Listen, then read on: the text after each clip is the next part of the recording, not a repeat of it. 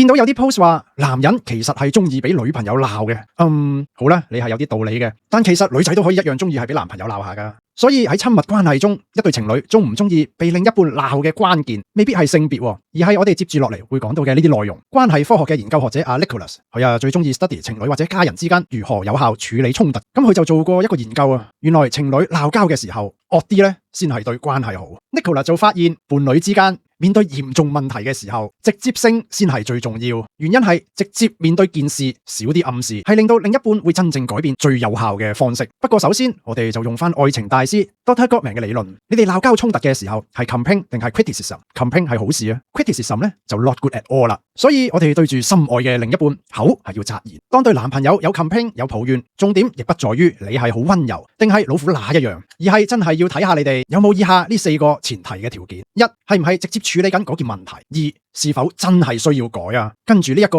我認為最重要而見到大家經常忽略，對方是否有能力去改。最後就係伴侶又有冇足夠嘅安全感。好簡單一個指標，你提出呢件事，對方有冇立刻反駁？大家成日話啦，同另一半溝通唔到，就係講緊呢樣嘢。情侶嘅輔導諮詢其中一個重要嘅元素，就係替你們提供一個安全嘅空間。喺另外一啲研究中更加見到，我哋如果俾重要嘅人痛罵一頓之後，係有更大嘅機會變得親密咗，特別係經歷過分手復合、病痛、人身意外嘅情侶。